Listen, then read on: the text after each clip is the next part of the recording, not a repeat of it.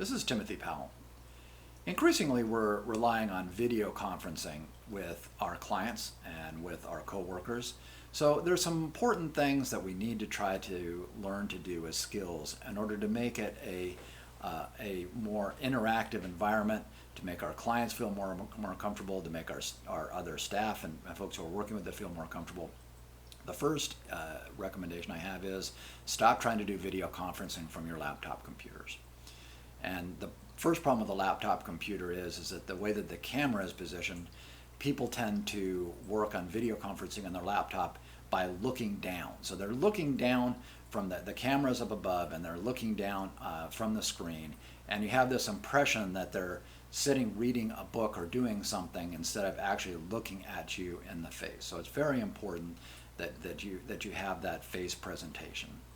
The next reason for not using your laptop computer, one of the problems with using a laptop computer for video conferencing, is the microphone. The microphone in laptop computers are usually underpowered at best, and also people use them very little. You may use the speaker just slightly in order to hear things, but you really only use the microphone very infrequently, and the laptop microphone can get jammed with dust and debris. Some of them work well or not well. So I'm sure we all have that experience of doing a video conference with someone and saying, oh, I missed that last part, or you just faded out, or can you do something? I can't hear what that last thing you said. And really the difficult part too is that you really don't know what you need to do in order to make the audio quality any better. Next important thing is that there's a myriad of platforms. I know that people really like Zoom. Hopefully they're using the secure version of Zoom. But you have a variety of platforms, including Microsoft Zoom, Microsoft Teams, Skype for Business, GoToMeetings.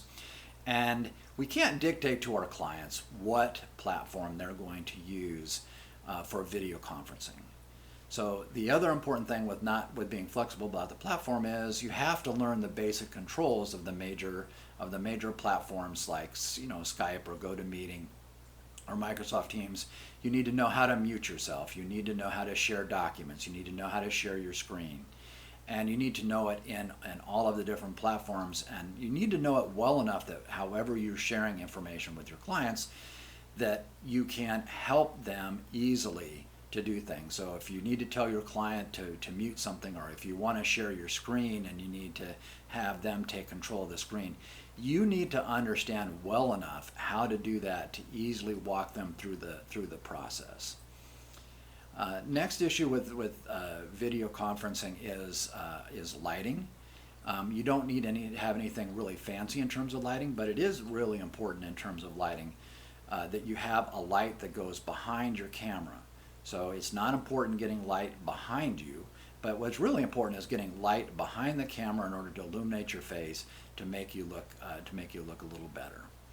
And by doing all of these, the real thing that you're trying to get to is to get that twinkle in the eye effect. You want to get the effect that people are actually communicating with you. And we know that as you're doing a video conference, you're also going to want to look and see how people are responding to what you speak, or how they're responding as they talk. Now, that opportunity is going to come when you stop speaking and you start listening. At that point, you can look down. You can look slightly away from your camera in order to see what they're doing. And finally, a lot of us are working from home. I'm working from home. And we have pets, we have distractions, we have doorbells, we have all sorts of things that go on around us.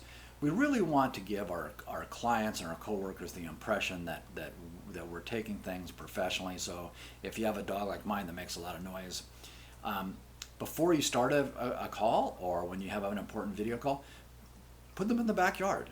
Put them somewhere where they're not going to interfere with what you're doing. And that gives you the professionalism that you're going to want to have. There's a lot of other things that I could provide as in terms of help, but let's just work on giving our clients and our staff the impression as we do these video conferencing that we are actually there, that we're more there and more present. So you can use other platforms in order to practice how you speak and interact. So if you have a personal Zoom meeting that you go to, If you have something that you're doing for your civic group or your church where they have a Zoom meeting, practice some of your skills and practice some of these things to see that you come across better.